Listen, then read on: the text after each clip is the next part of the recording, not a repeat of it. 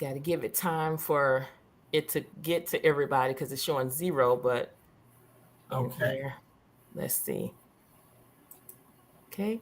Hello, everyone. Hello. How is everybody doing? Sorry about the delay. We just had some issues with the program that we're going live. Welcome. Let's just see who's all in the chat here. Let me just go through here. Welcome, Theresa Wilson, Renata, Meek, Joe, Wanda, Carolyn. All of y'all are in the house here. So welcome. We're going to go ahead and get started. Again, I do apologize for being late. We just had technical difficulties here. Everybody should know me. My name is Thressa Sweat, and on this channel, I help you find legitimate work from home job leads. And I also bring guests on here that is going to also help you get to the next level. And if you ever wanted to know how to become a medical biller or coder from home, then you need to be here. We have a special guest on here, and she's been on this platform before. I've been knowing Debra Swisher ever since, I say, 2021, when she first came on in September. And at first, I was scared to ask her about coming, live, because I was scared that she was going to say no. But you never know what can happen until you step out on faith and ask. And I asked her, and she said, "Yeah, I will come live." Debra Swisher, she is a certified professional coder. She has over 30 years of experience. She's also a medical instructor too as well, and she teaches virtual. So that explain. Everybody, all of the United States can listen to her and get the information that you need to be certified. So I'm going to go ahead and give her the floor and introduce herself and tell you all you need to do to get started on becoming a medical biller and coder from home. So again, welcome everyone today to the YouTube live stream. Thank you so much, Thressa. I am honored, I'm humbled, and I'm so grateful to you. I thank you so much. And it is my pleasure to come on and to talk to everyone. And I see that everyone's here. And I love it. Karma, what did you say, Karma? You got on at the perfect time? Okay, good. That's marvelous to know. And so now I'm going to tell you she's done a wonderful introduction. And for that, again, I'm grateful. And I'll be happy to share with you all and tell you everything that I can tell you about medical coding and billing and what that course entails. And we're going to actually start one on April the 22nd, the week of April 22nd. So at this time, you're going to get a full introduction to what it consists of, the costs, the benefits, all of that kind of thing. We're going to talk about that in just a minute. We're going to start the slide now, and I will go through the slides, and I'm going to ask you all, if you have questions, if you would hold them until I've completed the entire slide, and then I'll be happy to answer any question that I can answer for you at that time. But we're going to go through this, and we're going to talk about it and let you all know the information. First of all, again, as she's told you, I'm Debra Harlow Swisher. I have a CPC and I'm a certified professional coder. I was the 2023 education officer for the Houston chapter of AAPC. I have 38 years of coding experience in any and all fields of medicine. That includes anesthesia and psychiatry. I have over 35 years of instruction. That includes teaching physicians, nursing, allied healthcare workers, and lay individuals. I have a class that's starting called DHS MBC. It's starting April through this next month, April through September. It will end, like, say, the latter part of September in 2024. We're going to have all of the courses will be virtual. I will teach all of them, God bless. And if something should happen unforeseen, then I will make sure that you have a teacher that's very comparable that can come in and take care of it. But I don't foresee that. I have a unique but a comprehensive 5-month course. This course includes medical terminology. It includes anatomy and physiology. It includes ICD-10, which is diagnostic coding. CPT is procedural coding. And HCPCS coding is the coding you use to identify supplies, materials, and injections and things of that sort. We're also going to have medical insurance conversations, and we're going to talk about compliance. You must know how to do compliance. So we're going to discuss all of those. And on this next slide, I just wanted you to show that I'm honored and, again, so proud to say this was presented, and it was definitely spearheaded by some students of mine not so long ago. I received for the DHS coding and billing, I was honored on a national, state, and local levels for outstanding instruction in medical billing and coding. So as you see pictured here on the screen, there's something from the city of Houston. At that time, it was Mayor Sylvester Turner. There's a certificate of congressional congratulations from the National Congress that was signed by Sheila Jackson Lee, and then from the Senate of the state of Texas, which was signed by Paul Badencourt. So I just wanted to let you all know that I was able to get that, and I was so honored to have been selected by my students as a recipient of all three of these awards. Now, on the next screen, we're going to talk about just some of the things, and it doesn't look right there. I don't know why I did that on our thing, but I'll read it to you. And it tells you that I'm honored to have the privilege of instructing participants on the recognition of medical terms. I tell you how to use them effectively. We apply them to everyday problems and solutions so that you can achieve your optimal amount reimbursement legally.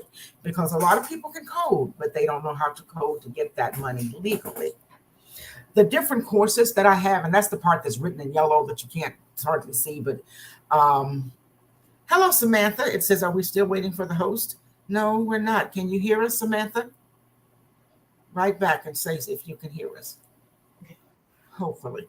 Okay, the part that's in yellow says the different courses are arranged so that at any time during the course, you can exchange your scheduled time by attending another more convenient class time within that same week if you want to, whenever your regularly class can't be adhered to due to special circumstances. So in other words, I have arranged these classes such that if you cannot come on Monday, Tuesday, which is the class you signed up for, you're welcome to attend on Wednesday, Thursday evenings. If you cannot attend in the evening and you want to do the day class, you're welcome to attend on Tuesday, Wednesday mornings. You can exchange your classes for any time. You can decide you want to come to all of the classes, and there's no extra cost for any of that. That has been there for your convenience so that you have Monday, Tuesday in the evenings from 6 to 9 p.m. Central Time. You will have Tuesday, Wednesdays in the mornings from 10 o'clock until 1 o'clock in the afternoon. And then on Wednesday, Thursday evenings, you have the same 6 to 9. You can choose any of those times or all of those times, whatever you'd like to do. My teaching style is unique in that it's unparalleled by any other instructor. It includes a vast knowledge of medical terminology, human anatomy and physiology. It encompasses all aspects of human health care with common sense approaches and to resolutions and medical coding and billing. In addition, my instruction is filled with real life stories and case scenarios, as well as actual personal and professional accounts of the field of coding and billing. It is not good enough, in my belief, to be good at it. You want to be outstanding. You want to be above reproach and exceptional. You want to be a cut above the rest. If you come to me with a strong will, I'm here to make you a way. Where there is a will, there is definitely a way. You don't have to have any prior experience in order for you to participate in this course. If you are 17 years of age and above, and there is no limitation to that age, you are welcome to attend. So we want you to know that. And now when you look at the next one, it's going to show you the different, the first thing that we talk about. And the good thing about this arrangement is you don't need this first book until 1 month after the course has begun, because we're going to spend some time talking about things and you won't need a book at all. I've arranged that such that when you pay your tuition for the class, you don't have to pay so much money at one time. You can, if you choose to, get your books and do things earlier. But for some people, it's helpful to be able to get something later. They don't have to go in on day one with all of those materials in hand. So that is one of the things that we're going to talk about. Excuse me. Medical terminology. We're going to use the book called The Language of Medicine. We're going to go into the 12th edition. We've been using the 11th edition, but the 12th edition is something that we're going to use, and we'll just move into that. If you can find the 11th edition, it is oodles cheaper than the 12th. You are welcome to use it. You don't have to have the 12th edition. There's some new things in there, some things that they'll talk about that you won't see in the other book, of course, but the human body has not changed. So you can save yourself some money Former students have found the 11th edition online for prices like $20 to $40. So you may want to do that. If you do that, and depending on the class that we're in at the time, if I have almost everybody has 11th edition, then I will gladly teach it from the 11th edition, whatever we have to do. But prior to using this book, for 1 month, we're going to talk about medical terminology, the definitions like root words, prefixes, suffixes, and things like that. We're going to go through medical abbreviations, things you must understand in order to get through it. We're going to talk about word structure. And then we're going to talk about human anatomy and physiology, your body systems, and the different functions of your body systems. For example, we're going to talk about the musculoskeletal system, the bones, the joints, and the muscles, and how they work. We'll also discuss behavioral medicine, which is psychiatry. We're going to talk about mental and psychosocial disorders. We're going to look at the construction of the body, which is anatomy, and the function of your body is the physiology, how it works. Problems that are associated with it, like diagnostic coding prep, and the resolutions or how they're going to evaluate or fix the problem. That's going to be found in the procedural coding book or the provider, what we call CPT. But this book, once class is over, this is probably one of the most important books you can have. You will always reference the language of medicine for things as so far as how anatomy and physiology works, and also for terminology. It is a great resource for terminology. And now as we look at the other one, we're going to look at the first book you're going to use in coding. On your next slide, you're going to see diagnostic coding. And this is the book that we're using for now. You can get these books by different publishers, and you have different publishers, and people will tell you this is better, but I have researched them all. I have gone through the trouble to find out what is working and what's not. This is still the best book that I've seen.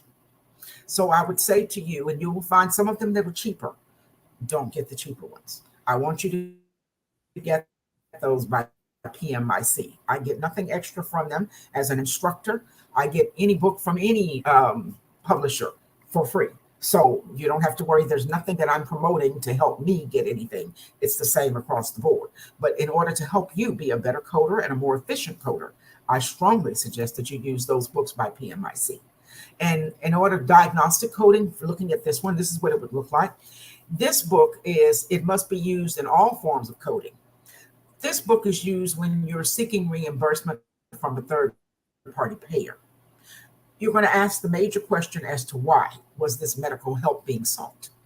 What was the problem? Why was it medically necessary? That's what this book will explain to you. Prioritizing and optimizing your codes for optimal reimbursement is another must do. It's not just good enough to know how to code. You have to know which ones come first, second, third, and so on. You want to be able to identify problems like illnesses and accidents, injuries, as well as those things that indicate prophylactic and preventative medicines, vaccinations, and things of that sort. You want to apply the proper codes for all of those kinds of things. And the reason you had the encounter when you came in looking for them. You're going to find that in ICD-10. The examples, and these are good examples as to why we need to know terminology. Physicians will not write out this stuff for you. They're going to write RSV. And you need to know that they're looking for a code for respiratory syncytial virus. No one's going to explain that. SOB, not the bad words, but shortness of breath. And that's what those things. DUB, dysfunctional uterine bleeding. CVA, cerebral vascular accident. You need to know that means it's a stroke. CAD is a person that has coronary artery disease, or we're having some kind of cardiovascular problem. Accidents, injuries, fractures, things of that sort can all be found in this book in ICD-10. Now, when we look at that, that's going to be your major, no matter what your subject is, that's like the major coding book. You need that for everything because, again, it identifies what is wrong and why you're here seeking a healthcare encounter. Now, on the next one, I want you to see the procedural coding or the CPT book. This book provides reimbursement for the provider, for your doctor, for the person that provides the service. This is the book you use to explain what was done. The question that you must match the why. The why we've just talked about in the other book, the previous one, what happened. Now you need to be able to explain what was done. That's the difference between diagnoses and procedures. The first one gives you a diagnosis. This one is going to give us a procedure code. Again, you have to prioritize and optimize your coding order in order to optimize your reimbursement. You're going to identify the services and the procedures or the solutions to the problem to get the provider, who is the doctor, paid. For year 2024, you have about 1,350 new related, revised or deleted codes that are converted. So it's a lot of new stuff, and it's a lot of things that you have to know and things that you have to be very familiar with in order to do this. Examples of CPT service and procedure codes, they are included, but this is not limited to. But I want you to know that in this book, doctor's office visits, we get them from here. Consultation codes, observation, inpatient, hospital, home visits, as well as telemedicine or emergency medicine codes. Emergency, urgent care visits, anytime you have a surgical intervention, prophylactic procedures, any type of preventative care, administration of anesthesia, when there's psychotherapy, individual or group psychotherapy, when x-rays are done, MRIs, CAT scans, when you have blood and body fluid examinations, when they are doing reproductive care. You will find those things in this book. And again, it's not limited to those things I've mentioned to you. I'm just giving you an example of some of the things. But anything that can be repaired or serviced on the human body, you will find it for the most part in here. When you don't find it in here, you can look at the next slide and you'll see that it's a book called HCPCS Coding. Those things that you don't find in CPT, you will find them for the most part in HCPCS books. This book, the acronym HCPCS is pronounced HCPCS. It stands for Healthcare Procedural Coding System. And this is the coding you do for medical supplies, basically, materials, injections, other services and procedures that aren't reported by CPT. When you want to get paid for using medical beds, wheelchairs, crutches, the different types of medication like injectables, CPAP equipment, breast pumps, surgical boots, cast, slings, oxygen tanks, all of these kinds of things like air and ground ambulance services, dental procedures and supplies, and rehabilitation services can all be found in this HCPCS book. We will learn about that one as well. Now, on the next slide, I want you to look at so that you can see how this makes sense to you. There are some coding things, and this is what we're going to be shooting for. This is our goal. Some things that we're looking at, you're going to see there's simple cases. Then I've given you some complex cases. A simple case would be, for example, number one. Here's a 7-year-old boy that has an inguinal hernia. The diagnostic code, which is found in the first book you saw, ICD-10, it would come out to something like K40.90. That's the code for an inguinal hernia. The procedure code would come out to be 49505. They're going to repair the inguinal hernia. So you see, we first have to tell them why. You have to have justification for having any type of procedure or service rendered. And that justification is the why. The procedure explains what was done. The second one that would be a relative simple explanation would be, for example, a child. Let's say his name is John Beatty. He's 12 years old and he has a severe throat pain. He's a new patient to Dr. Kyle's office. He spent 50 minutes with John reviewing all the previous medication records, and he performed this thorough history and exam. Then he prescribed antibiotics for John. John was in the doctor visiting him again, new office visit. That diagnostic code of J03.90 is going to come from the first book you saw, your ICD-10. And it computes to acute tonsillitis. That's why he has the severe throat pain. The CPT code is going to come to 99204. That equates to he was a new patient. He was in that office visit for the first time. And so the doctor had to go through several different things in order to evaluate him and come up with the proper diagnosis. And he also administered some penicillin, a form of antibiotic. And that would come from that third book, the HCPCS book. And that would be listed as J0561. Those are relatively the simple cases. We're going to learn how to do all of that.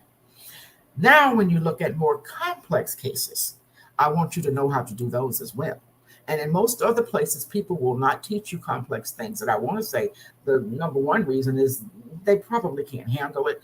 But complexities, and in complex cases, trauma, cardiovascular, psychiatry, Neurosurgery, that's where your money is. Anesthesia. So I'm going to make sure that when you leave me, you can handle everything from the simplest to the most complex. Mr. James Peabody was involved in an auto pedestrian accident, for example, and he had the following injuries. He has a broken thigh bone. In medicine, we call it a femur fracture. He has a broken index finger. In medicine, we say he has a right MCP joint fracture, meaning metacarpophalangeal joint is broken. He had a hemopneumothorax. We use that term in medicine. In English, we would say he has a collapsed lung because there's free flowing blood and air running around in his chest due to the hit by the car. And also, he has a closed head injury, but no physician's going to write those words. They're going to write CHI. And it's your job to know what they're talking about. So we want to be able to first identify all of these things. And please know that this is just for practice and just for our conversation and for what we're doing here. In reality, all of these things would be identified and taken care of by different specialties. They would not all happen at the same time. If you're in trauma, you may have a little of everything. But basically, the thigh bone is going to be handled by an orthopedist. The finger is going to be handled by a hand surgeon. The hemopneumothorax is going to be handled by a cardiovascular surgeon.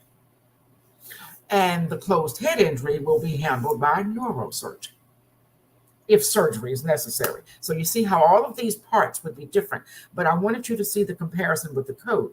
And if you would notice with all of these codes that I've listed in the beginning, you see they all start with an S. And then you will learn as we go through that S and T's, and the way I remember that, I think of it as shock trauma. S and T codes are codes that cover accidents, injuries, mishaps. And if you notice, you'll see that over to the right of those codes, I have listed how they would fix that femur, how they would fix the finger, what they're going to do in order to get that free flowing blood and air from the chest and try to insufflate the lung. They're going to do a thoracotomy. And then in order to alleviate pressure on that person's brain or head, they're going to do something that you would call a ventriculocysternostomy, which is going to be to release the pressure from the ventricles of the brain. So we're going to talk about all of that and tie that in so that you can see how that works in order to get you reimbursement and to get you optimal reimbursement. Another thing you need to know about this complex case, it's not good enough to list it as they've listed it here. You want to list it again in the order of the most serious to the least serious. And your most serious problem always needs to be first. You have another problem. We're going to say this is Mrs. Kravitz. She has chest pain. And the doctor says she has CAD and HTN. That simply means she has coronary artery disease and she has hypertension. She needs emergency surgery. And dealing with the coronary artery disease, we're going to identify that as I-25.11. You see how that looks like it's 125. That's actually a capital I. And in ICD-10, it looks that way. You have to be real careful when you're coding ICD-10, because if you look very closely, you can see that's a capital I, and the ones that are on the end are different in their shape. But at any rate, and the patient had chest pain, and the patient has hypertension. So what they're going to do in order to fix it, they're going to have to do a coronary artery bypass. They're going to bypass 3 vessels. One, they're going to use an artery to repair an artery. That's going to be that first code you see, which is 33533. And the second one is going to be, they're going to use a venous graft to repair the other arteries. That's going to be the code that you'll see, that's 33517. Have no fear. When we get to the end of this, you'll be able to master this all. And you'll know exactly how to do it and understand all phases of medicine. So I want you to look at this next screen, and we'll see by the average salary. The average salary for somebody who is a certified professional coder, and I researched this and I do it every time to make sure I'm at the latest, the greatest information. But it is between $45,463 and $80,786 as of February 26th of 2024. That was the last research that I did. So you can see that this is a very lucrative field. Salary ranges, they are variable, and they depend on a lot of different variables. Your actual field of medicine, for instance, generally, if you are doing general medicine or family practice, it may not pay as much as trauma emergency medicine, psychiatry, anesthesia, etc. Where you're working at also has it depends on your location, will determine oftentimes how much money you're going to make in this field. Rural areas tend not to make as much as urban areas do. But again, that's not always the case. And they worked even back as far back as in President Obama's time, that he was doing a lot of things with the Affordable Care Act to make sure that the rural areas were able to receive better, bigger, and more compensation so that more people would be attracted to it in the rural areas as well as the urban. The medical specialty is also going to determine your salary range, be it psychiatry, anesthesia, whatever. Different states in the United States, for example, Washington gets the most money per capita. Texas, California, Florida, Ohio, these are just some of the states where you see that there's an elevation in salary. Remote coding jobs are consistently on the rise. That's everywhere. You don't have to take my word for that. Just do the research. You'll see that. And that's throughout the United States and internationally. And especially since the COVID pandemic, the COVID-19 pandemic that happened in year 2020. So you definitely can see that it's a benefit to go there. On your next slide, we're going to look at medical insurance and compliance. And I want you to be able to know about medical insurance and compliance, because in order to code, it's good to have it and good to know. But if you don't do it properly, now you're looking at fines, imprisonment, problems. So we don't want to run into those kinds of problems. We're going to start out doing it the correct way. We're going to cover the terminology. We're going to learn the difference between a pre-authorization, verification of insurance, predetermination of insurance, exclusions, etc. We're going to learn about the types of different medical insurance, be it Advantage Care, an HMO, a PPO, or an IPA, or whatever.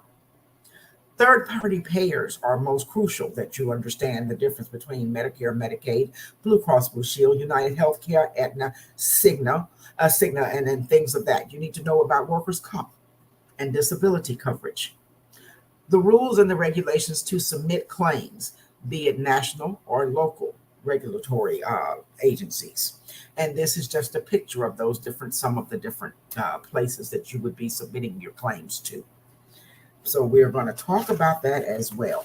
I want you to also know that anesthesia is a plus. And on the next one, we're throwing in anesthesia. I want you to see on the next screen, anesthesia is something we're going to talk about. And with anesthesia, you're going to learn how to calculate it.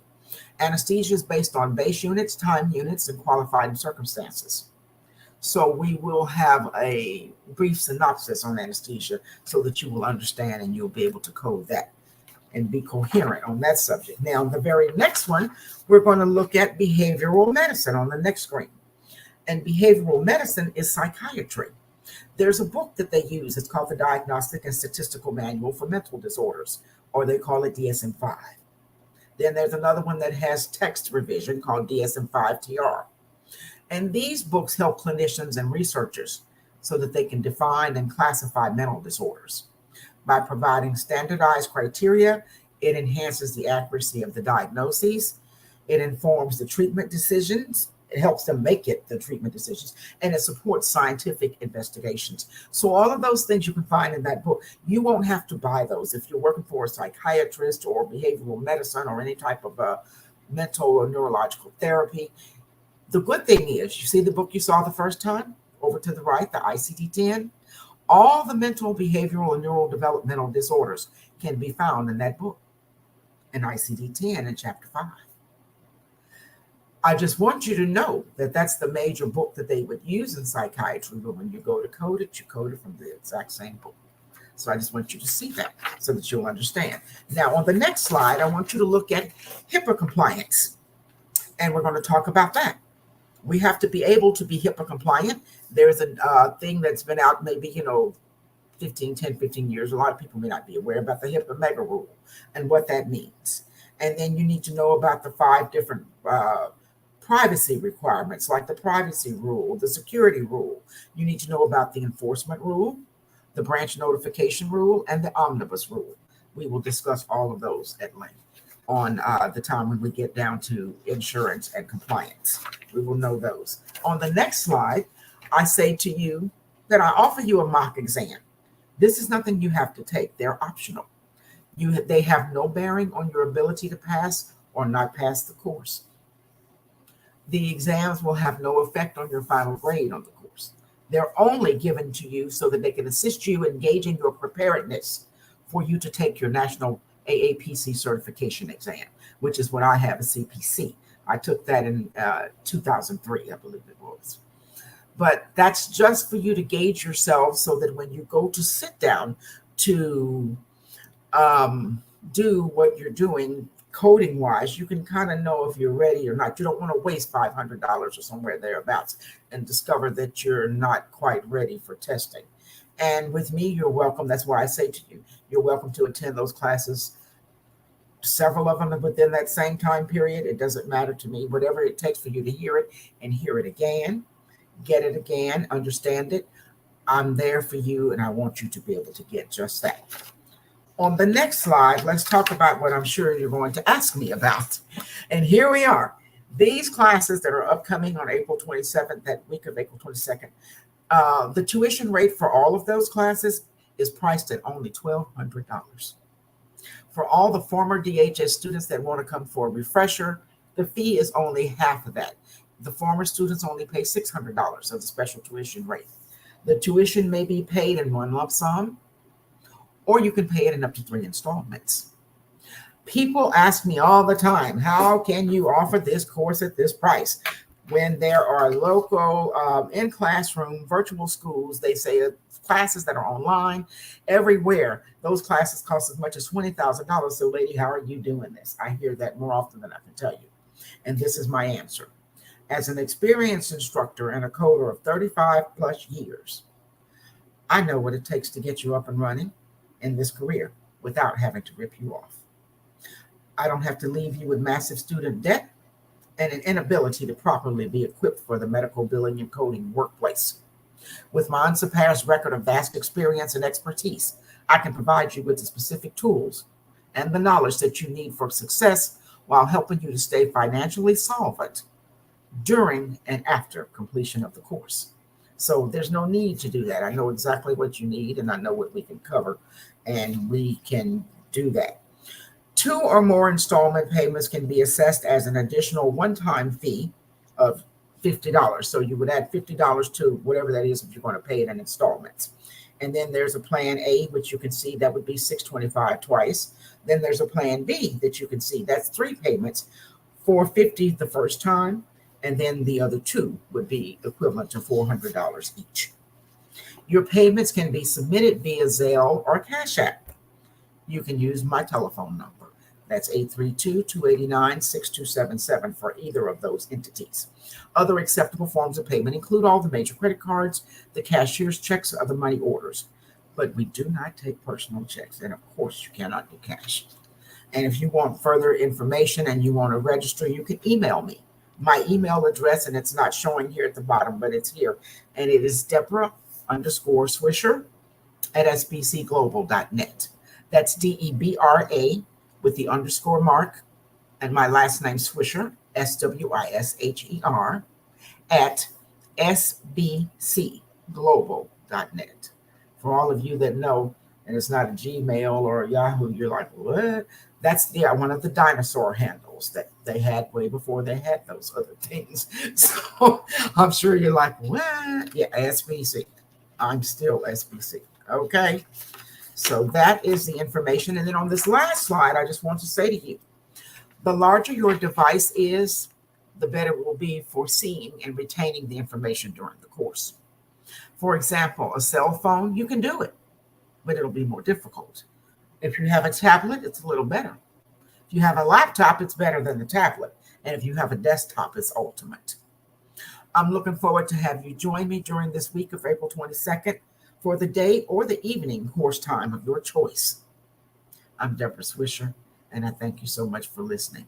And I am so now ready for whatever questions, whatever concerns, whatever it is you'd like to ask me, comment, say, and I will do my best to be able to address them all. Okay. So whatever you have for me, let me know and I will go for it. Okay. So anybody have any questions? Make sure you put them in the comment section as well. I'm going to put Debra Swisher information. It's going to be scrolling right now, or it shows right now, so you can put that in her information if you need to. We're going to go back into the comment section, and just to see if you have any questions, this is your opportunity while we're live to get your questions answered. If you're watching this on a replay, somebody asked if it's going to be a replay. Once this is over with, there will be a replay. So I'm going to go through the comment section and see if there's any questions that you need to have, want her to answer. So hold on, just bear with me. Let me see. Just for a second. All right. Oh, I see someone had asked about job placement. I did see that. And did someone ask, you're asking because a lot of the classes that you have and a lot of things out there, people will promise you job placement. I don't do that. And I don't promise you that. Now, what I do get is I get people that will call me all the time saying, I need these many people by tomorrow, or this one by the next day or next week or whatever. So I do get those calls, but they come sporadically. I don't know when they're going to come. I don't know when they're going to ask for them. I have no idea, but I do try to provide people for people at that time. But I never promise nor lie to you and say, I can do job placement, because that I do not do. And I'm not going to tell you that just to get you to come with us and then you are sorely disappointed. So no. Okay, it's Joy Chapman. She said she took 4 different classes, medical billing and coding, online in the state of Arizona. Okay, well, I'm here for you to take one for me in the state of Texas. But I hope, I don't know how they went, Joy, but I'm hoping that they went well somehow. And we're here for you in case you need that or want that. I would definitely love to have you join us. Let's see. No, there's no past. Somebody's asking any preference for education, like past college credits required. No, AAPC will not ask you for any past college credits for you to sit for the exam or anything of that sort. They're just going to ask you if you've been educated in coding and billing. And you need to be able to provide to show them that you have some type of education in coding and billing. And some people that don't have it, they will just sit and want to challenge the board. And I believe that they'll still allow you to do that as well. So that is it. Oh, and you're so welcome. 9 billion. I love that. She says, I appreciate your honesty. You are welcome. Yes, I did try very hard to tell you the truth. And thank you so much, Monica Moore. I see your comment. Oh, she was in my class and she was an amazing student. She's saying I'm an amazing teacher, but she was an amazing student. Just amazing to have. Yes. Have the prices for the course been listed? Yes, and I'll be glad to tell you again. The price for the course is $1,200, and you can pay that in one lump sum or in an increment of 2 payments, $625 a piece, or you can pay it in 3 installments, which your first one would be $450 and the other ones would be $400. The $50 is added to any of those payments that are installment payments. If it's a lump sum payment, then it's $1,200. If it's payment in the payment plan A, then it's $1,250, and payment plan B would be $1,250. So yes, that's what that would be, and that's just for the time payment thing that you're doing. Would we need the books before course starts? No, you won't need any books. You won't need any books until 1 month after the course has begun, and you will need those books. The first book you'll need is The Language of Medicine. And I've said to you, you can get the 12th edition, you can get the 11th edition. We'll talk about it, whichever edition you decide you want. But those coding books that we have, and if you look back, you can probably see them on my table. These coding books you won't need until we are like in the 3rd or 4th month of class. So you will not need them right away.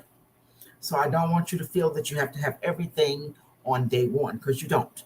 On day 1, you need to have a blue, black, and red pen, a notepad, and some listening ears.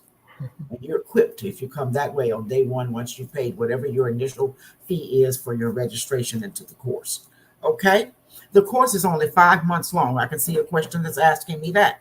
And you're asking, how long is the course? It's only 5 months. Once we start on the week of April 22nd, we will be done on or about September 22nd. So that is It's just a 5-month course. It's not very, very long. And within that time, I promise you, God blessing me and God willing, I will have you more than equipped for any job that comes your way. And let's see. How long are the classes? Okay. On the class, like say, if you come to Monday and Tuesday evening, you're there from 6 to 9 in the evening. My normal routine is I will never start a class before 6:15. I give you 15 minutes to get there. And usually, I do not like the principle of I tell you the class is until 9 o'clock, and so I try to keep you and I try to talk until 9 o'clock. I don't like that because at that last 15 minutes or so, people are looking at the clock and they're ready to go and they want to do something else. They may love it, but they have something else that they've lined up to do. So I know that that means it's hard for you to concentrate at that point because you're hearing, your mind is on whatever else you need to do. So my classes are usually the actual time. You're going to be there from 6:15 until about 8:45. And if you're taking a day class, you're going to be in the day class. It's scheduled to be from 10 until 1 Central Standard Time. So the day class will start at about 10:15 and it's over at about 12:45. So no, I try not to keep you for the last minute. There will be times, especially when we get into the coding sector, that you will find out that you will be there till the last minute because the time necessitates that. But anything other than that, you do not have to worry about being there for from beginning to end and constantly talking. We take a break in the middle and we have fun all along the way.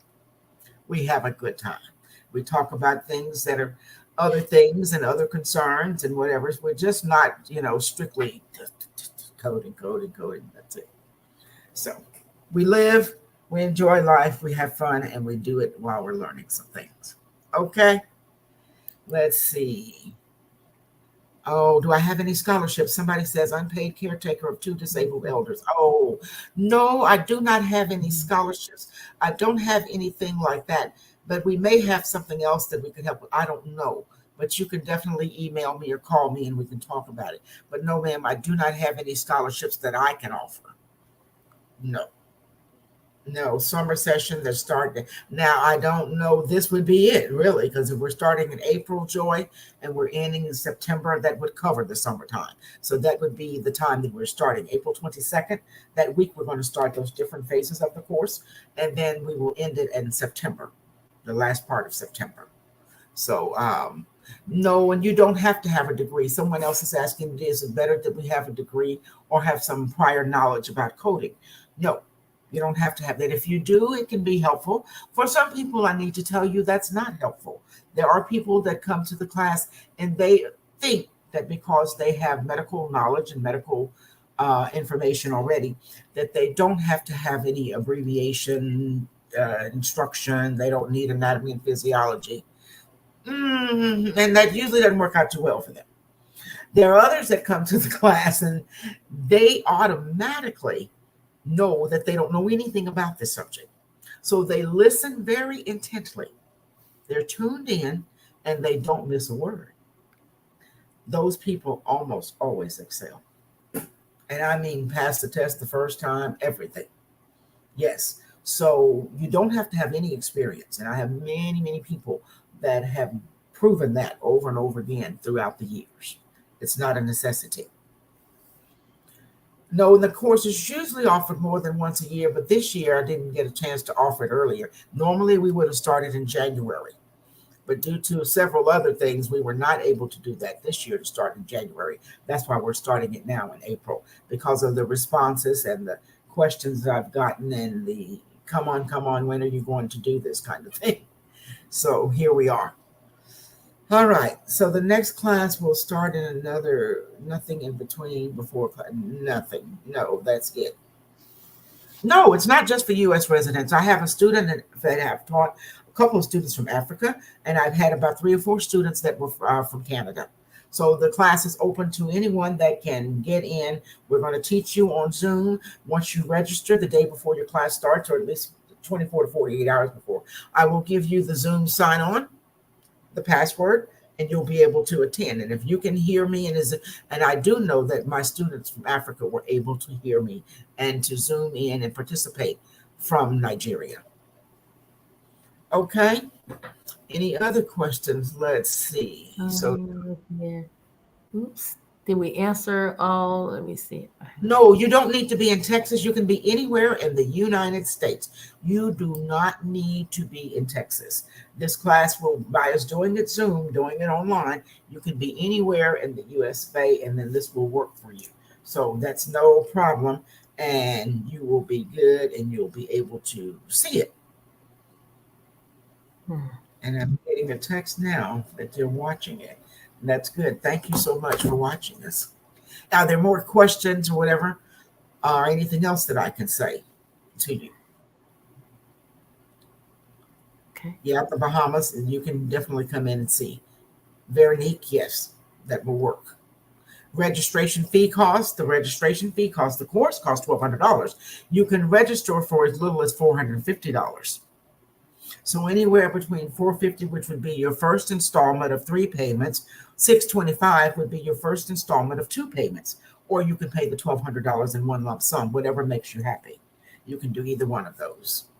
And that is the payment plan that we've just given. That would be the 3 installments of the first one being $450, then the rest being $400, the other 2, or you can make 2 payments of $625, or one lump sum payment of $1,200. So yes, those are the payment plans. What days are the evening classes? Again, the evening classes are Monday through Tuesday from 6 to 9 p.m. and Wednesday through Thursday from 6 to 9 p.m. That's the Central Standard Time frames. Let's see. No, the registration fee and the $1,200 is all one. Someone's asking, is the registration fee apart from this $1,200? No, $1,200 is what you're paying for the course, registration fee, and everything included. The extra $50 is for when a person does installment payments, be that 2 or 3. That's what the $50 is coming in at. But other than that, you're just paying a one-time fee of $1,200, and that includes your registration and everything else. It does not include your books, and it does not include your exam. Those things you'll be, doing on your own. But it does include the tuition and the registration, and everything is all in one lump sum. Okay. How did you prepare for the exam after the class? Oh, I'll give you all of that. I'll definitely tell you how to prepare for the exam. Yes. Oh, yeah. You will. When will ICD 1011 be used? Oh, we don't know. They're always telling you they're going to start it. They told us for about 10, 15 years, I'd say at least 15, that ICD 10 was coming. And then it finally came in at the end of 2015. So now they're telling you ICD 11 is on its way. Well, that may be next year, the year after, but it certainly won't be used in 2024, 2025 either, because they would have had it up and running by now. So that will go on usually because in order to get codes up and running, you have to go through congressional acts. And we know how, things go when we're looking at congressional acts. It takes some time. And many, many people have to make decisions and decide and how it's going to happen and what will and won't happen, what will change, what will be improved, what will be deleted. So by the time they work out all of those angst, it's usually going to take several years down the line. Of course, they start telling you about it. They want you to get excited about it because everybody wants you to buy into whatever it is that they're selling at the moment. But it's not happening anytime soon. So I wouldn't worry about it. Now you got a first master ICD-10. You heard that the certification exam can be done virtually. Yes, as of 2024, they are doing a lot of certification. I believe all of them are going to be that. But you have to be on camera on the course. That's exactly right. They want to be able to see your desk. They want to see your books. They want to see that you don't have any notes anywhere that you're not supposed to. You can't have sticky notes in your books. You can't have any of those things because I've been a proctor many years ago, but I did proctor exams, and I know that the rules for proctoring hadn't changed, even with the, except for more stringent, of course, when you're talking virtual things. So no, you cannot have anything like that available. Yes, they're going to have all exams now, if I'm not mistaken, are going to be done virtually. So that would be easier for everybody, and you'll be able to do them from your home, as opposed to trying to find a place and a site online and then trying to run to get over there to it and so that you can be there. That's going to be a yesteryear thing. Okay.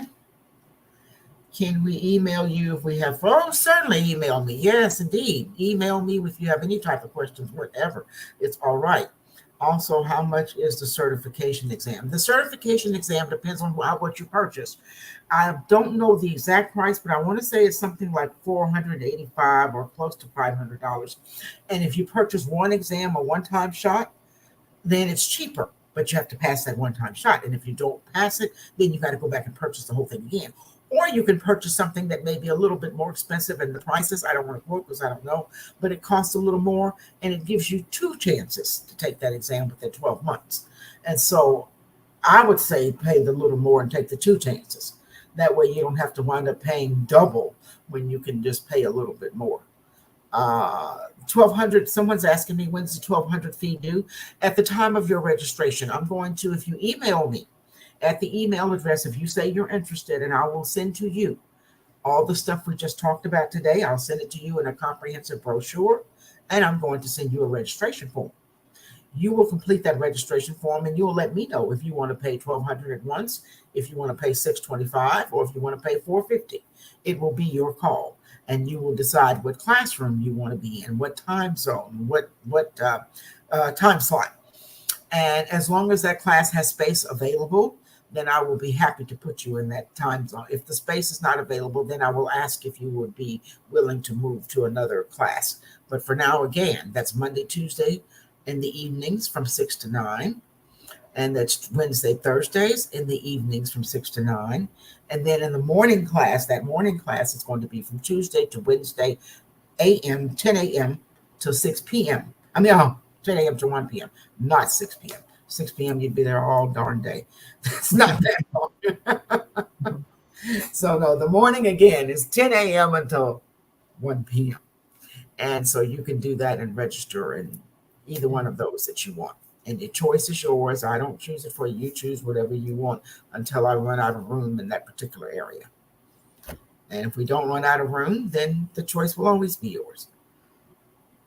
Oh, thank you so much, 9 billion. You're awesome yourself. Thank you. My patience is it's nothing. I love doing what I do, and I love the people I meet while I'm doing it. It's something I absolutely enjoy doing. And I enjoy you, and I thank you so much for saying that. Will you have classes this summer? This is for this summer. Recovering from a medical condition, and it'll be a few months before I can. Oh, I understand, and I'm sorry about that. And I hope you hurry up and get well. Yes, indeed. I'm so sorry to hear that. But yes, we will have. This is our summer class that we're going to be going through now. So this is going to cover that. It's going to start in April and end in September. So of course it will have covered the summertime. And it will just depend on the demand and what's going on that we may start a class after the holidays. Typically, I don't start a class during the holiday season. And I'm speaking on Thanksgiving, Christmas, Hanukkah, anything like that, because the people are usually going to be dispersed in here and there doing whatever. People will say to you, I would love it. I'll come and I'll be there. When the time comes, that's not usually what happens. So in order to avoid all of that, we normally are going to have class during the time when it's, January and things like that, or like the time we're doing now in April or May, but not too much around November, December, January months, the beginning of those, of January. Okay. Oh, yes. Thank you so much, 9 billion. Okay. Somebody had asked earlier about if it's going to be recorded. Yes, after the video is over with, I'm going to download it and it's going to automatically go to YouTube so you can watch it more and more. And then in the YouTube description, her information will be, Debra Swisher information will be in there, her phone number and her email address on how you can, reach and stay in contact with her for any questions or anything like that. That's right. All righty. I think I've covered most things, but if there's another one or more questions, then I'll feel free to ask it, and I'll be glad to answer that one as well. Yes, in Colombia, you're definitely welcome to Wanda Cruz. You're okay to join classes by all means. Yes. Yes, indeed. We'd love to have you. Mm-hmm. Yes. Okay. And yes, the ICD-10 book is bought separately. It's not part of this tuition. The tuition that you're paying when you come for the class has nothing to do with the books and the materials you're going to purchase. Your books, materials, and your testing is something separate that you would do. And it's still far cheaper than you would get in some instances. And you're going to get a whole lot more. Is this field age friendly? Roberta, I don't know what that means, but I can tell you this much. How about if I tell you my oldest student was 80 and my youngest student was 16 and a half? And the person that was 72 is still working in that field and they're working remotely. So I do know that we do have people of all age ranges that come to do medical coding and billing, and they enjoy it. And for whatever reasons, a lot of people love to do things like this when they are retired, and they can stay at home and make money while they're retired and make a really decent, lucrative salary. So yes, I would say yes, it is age friendly, definitely so. Okay, what's the best place to buy the books? Oh, when I give you the certificate, and when you say to me you want to register, and you send it, when you email me, I'm going to send to you a comprehensive information packet on the course. It's going to include things you've heard today and some things that you may not have heard yet. And it's going to tell you that there's a lady at PMIC. Her name is Margaret Jones. It has her phone number and her extension. You will order your books from Margaret Jones. Do not order directly from PMIC because you won't get a discount. But if you order directly from Margaret Jones, because you are taking my classes, she's going to give you up to 30% off of those books that you purchase. Now, don't purchase the language of medicine from her. That's not the PMIC didn't publish that book. So you would pay the full price. They can't discount that book. You might want to get that on Amazon or some other place, wherever you can find that book at a discounted cost. Then I would say go for it in that particular way. But any books that are purchased by PMIC, meaning the ICD-10 and the CPT, yeah, the certification is good for every state, Karen. It's good for all over the nation. When you take this exam, this is a national exam. Notice it comes from AAPC, and that acronym stands for the American Academy of Professional Coders. So that's anywhere in America. Yes, good for everybody. I just saw that, and I think I interrupted whatever it was I was saying. Do you have associated compliance in your courses in the industry to move from entry level? We're going to talk about compliance while we're talking this course, because in order for you to be a very effective and a very legitimate coder, you have to have some knowledge on compliance. So compliance is something that we're going to cover during this course. It won't be as lengthy, of course, as coding, but it will definitely be something to cover so that you'll know that you are in or out of compliance. Okay. And that's it. Okay. Do I teach on having a business in this field? Oh, I have a couple of students that have gotten businesses in this field, and a couple of them that teach. Mm-hmm. So yes, what is a teacher if they can't make sure that everybody can branch out and get all forms of this if they want it? I want you to be able to do everything. It makes me proud. Okay. All right. We just like to thank everybody for taking our time to join Debra, Swisher, and I on this YouTube Live and Facebook Live. So again, if you have any questions, you have our information. Again, this once this video live streaming is over with, it will download to YouTube and you can get that information. I really appreciate every one of y'all. I call you my YouTube family because we're all family. We're here just trying to learn and try to help you get to the next level. So if it's not any other questions, we're going to go ahead and leave. And you enjoy the rest of your Sunday. And I see you next time. Bye, everyone. Thank you. Thank Thank you you for coming on. I look forward to hearing from you all. Thank you. Bye-bye. Bye-bye. Bye-bye.